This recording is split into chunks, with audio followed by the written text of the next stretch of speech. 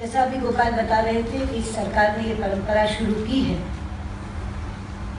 कि कार्यकाल के हर एक वर्ष की समाप्ति के बाद हर मंत्री अपने अपने मंत्रालय की उपलब्धियों का ब्यौरा प्रेस के माध्यम से देश के सामने रखेगा। मेरी ये आज की प्रेस कॉन्फ्रेंस भी उसी श्रृंखला में आयोजित की गई है। आज मैं इस बात से शुरू करना चाहूंगी कि इस सच्चाई को तो आप लोग स्वीकार करेंगे कि गरीब कल्याण के कार्यक्रमों और साहसिक फैसलों के कारण हमारी सरकार की लोकप्रियता देश में बहुत तेजी से बढ़ रही है। विदेश मंत्री के नाते ये जोड़ना चाहूंगी कि विश्व में भी भारत का प्रभुत्व उतनी ही तेजी से बढ़ रहा है। आज हमारे प्रधानमंत्री की गिनती दुनिया के अग्रणी पंक्ति में खड़े हुए नेताओं में होती है। आज भारत वैश्विक एजेंडा तय करने में अपनी बहुत प्रमुख भूमिका निभा रहा है। आज विदेशों में बसे हुए भारतीयों का मनोबल बहुत ऊंचा है और संकट फंसे हुए भारतीयों का विश्वास बहुत बढ़ा है।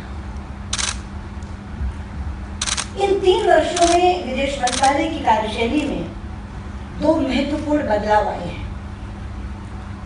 एक कि घरेलू विकास के कार्यक्रमों में पहली बार विदेश मंत्रालय अपनी सक्रिय भूमिका निभा रहा है। इसी तरह जो दूसरी प्राथमिकता का बदलाव मैंने बोला कि प्रवासी भारतीयों की सुरक्षा उनकी प्राथमिकता बन गई है, उसका केवल एक आंकड़ा आपके सामने रखूंगी कि पिछले 3 वर्षों में लगभग 80,000 लोग जो संकट में फंसे हुए थे उन्हें भारत सुरक्षित लाया गया है। 80,000 लोग। और इसके लिए मैं 3 लोगों को धन्यवाद देना चाहती हूँ। सबसे पहले प्रधानमंत्री जी, जिन्होंने खाड़ी के देशों के साथ हमारे संबंध इतने ज्यादा अच्छे कर दिए कि वो सहायता करने को तत्पर रहते हैं।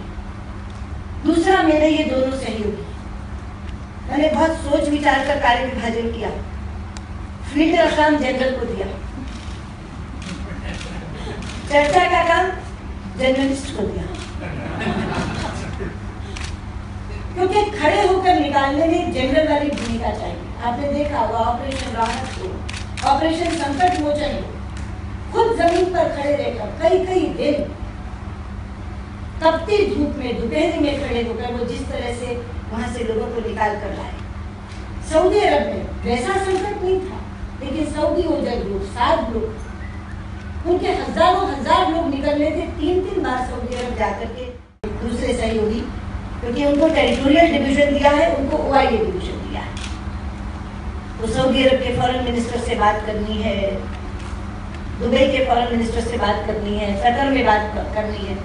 तो इन दोनों के सहयोग से और हमारे राजदूतों की सक्रियता। सबसे पहले जो महासिद्दीकी ने पूछा, वो देखा जाए तो वो एक ओवरआर्चिंग सवाल था कि ट्रंप प्रशासन के आने के बाद भारत और अमेरिका के संबंध कैसे आगे बढ़ रहे हैं, या बढ़ भी रहे हैं कि नहीं बढ़ रहे। तो सबसे पहले तो मैं उन्हें बताना चाहूंगी कि ट्रंप प्रशासन आने के बाद भारत और अमेरिका के संबंधों में किसी तरह की कोई कमी नहीं आई है। वो उसी गति से आगे बढ़ रहे हैं जिस गति से ओबामा एडमिनिस्ट्रेशन के समय बढ़ रहे थे। और उसकी पुष्टि करने के लिए बताना चाहूंगी कि 3 बार तो प्रधानमंत्री मोदी की राष्ट्रपति ट्रंप से बात हुई है। मेरी उनके विदेश मंत्री टिलरसन से फोन पर बात हुई है। हमारे विदेश मंत्री वित्त मंत्री अरुण जेटली की वहाँ बहुत सफल यात्रा हुई है। हमारे NSA की, उनके NSA मैकमास्टर के साथ बहुत अच्छी बातचीत हुई है। और हमारे विदेश सचिव जब अमेरिका यात्रा पर गए थे तो उनकी इंटीरियर मिनिस्टर से, फॉरेन मिनिस्टर से, कॉमर्स मिनिस्टर से बातचीत जो हुई और अपने समकक्ष अधिकारियों से बातचीत हुई। इस सबसे एक साझा सूत्र निकल कर आता है कि ट्रंप प्रशासन भारत और अमेरिका की रिलेशनशिप को, भारत और अमेरिका के संबंधों को पारस्परिक लाभ का संबंध मान रहा है। H1B वीजा के बारे में एक तो मैं ये क्लैरिटी कर दूं कि अभी तक स्थिति में कोई बदलाव नहीं आया। 2004 से कैब चली आ रही है 65,000 की, 65,000 की, वो अभी उतनी ही संख्या पर है। लॉटरी सिस्टम से निकलता है नंबर और नाम, अभी उसमें भी कोई परिवर्तन नहीं हुआ है। और जो हमारे लोग वहां से पीएचडी करते थे उनके लिए जो 20,000 का अलग कोटा था वो भी बरकरार है। हाँ, चिंता जरूर है क्योंकि बार बार इस बात की चर्चा होती है कि इसमें संशोधन कर दिया जाएगा, लेकिन बहुत से संशोधन ऐसे हैं जो केवल एग्जीक्यूटिव ऑर्डर से नहीं किए जा सकते, जिसके लिए कांग्रेस के अनुमोदन की जरूरत है, बिल पारित करने की जरूरत है, कानून बनाने की जरूरत है। तो मैं आपके माध्यम से देश को यह आश्वस्ति जरूर देना चाहूंगी कि हम कांग्रेस के सांसदों से भी संपर्क में हैं, ट्रंप प्रशासन के संपर्क में भी हैं।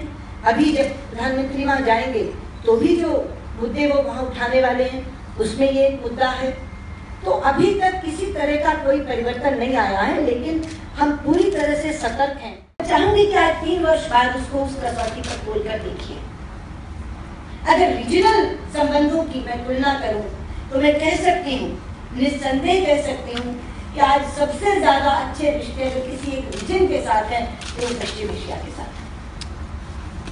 सऊदी अरब में जब प्रधानमंत्री गए, सऊदी नरेश ने उन्हें अपने देश के सबसे बड़े सर्वोच्च सम्मान से नवाजा, हाईएस्ट सिविल ऑर्डर उन्हें प्रदान किया। आबू धाबी के क्राउन प्रिंस शेख मोहम्मद हमारे 26 जनवरी के समारोह के मुख्य अतिथि बनकर आए, और ये दोनों वो देश हैं जो पाकिस्तान के बहुत मित्र देश माने जाते हैं, लेकिन उसके बावजूद हमारी आज इतनी घनिष्ठ मित्रता इन दोनों देशों से है। एक और बात इसके साथ ही कहना चाहूंगी कि दुनिया में वो देश जो परस्पर विरोधी भी हैं, एक दूसरे के साथ जिनका 36 का आंकड़ा है, ये भारत की प्रभावी कूटनीति का परिणाम है कि भारत के रिश्ते दोनों से बहुत अच्छे हैं।